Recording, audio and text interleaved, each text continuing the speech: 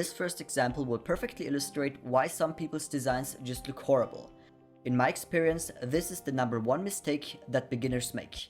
So take a look.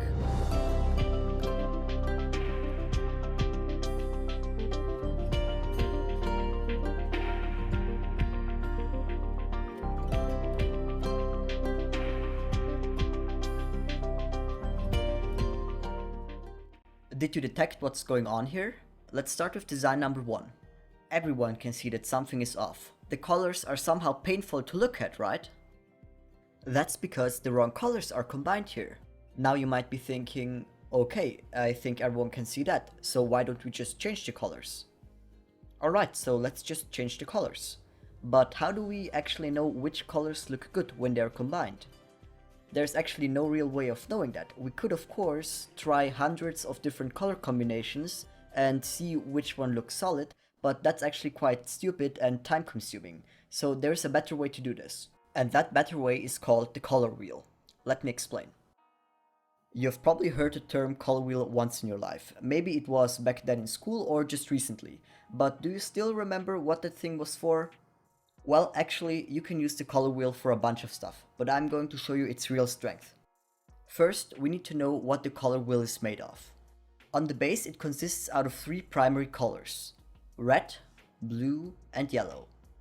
When you combine them, red and yellow make orange, yellow and blue make green, and blue and red make purple. If we mix those together, additional colors will get created. And that's it, that is the color wheel.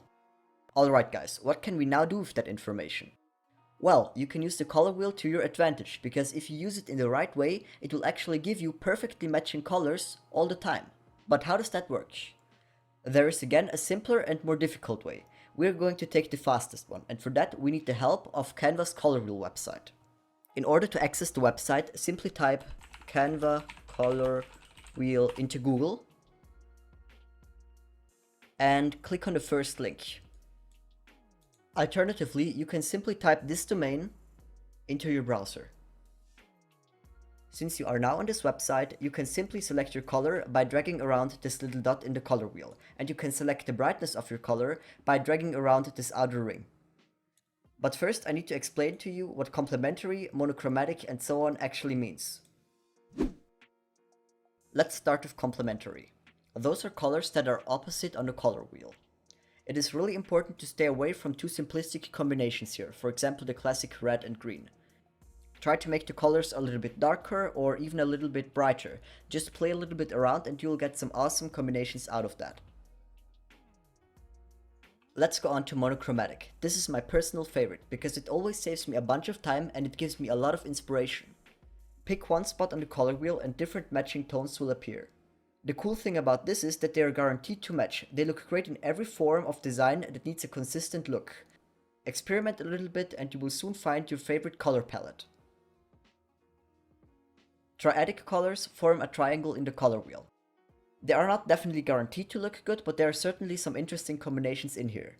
As I already said, take a couple minutes, relax and play around with those combinations. You will definitely find something that works great for you and your design. The same goes for tetradic color combinations. That one simply forms a rectangle instead of a triangle in the color wheel, which means you have 4 colors. And just a little note on the side, tetradic color combinations work great if you choose one main color and let the other 3 colors act as supporting elements. Let's now use our newly acquired knowledge to fix this design. Alright guys, for that I just jumped back to the Canva editor where I created this design in. We need to first find the dominant color in our design.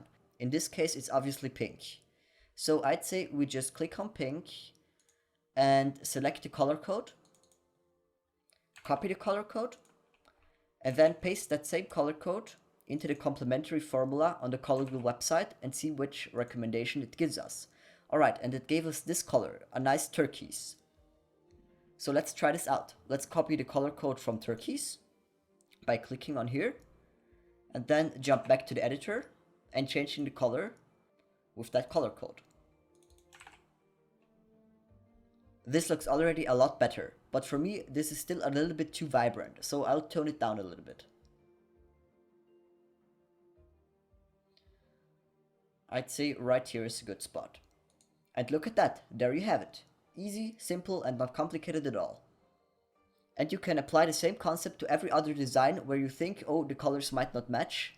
Just do this method, try out the different formulas, and I'll guarantee you'll have success with it.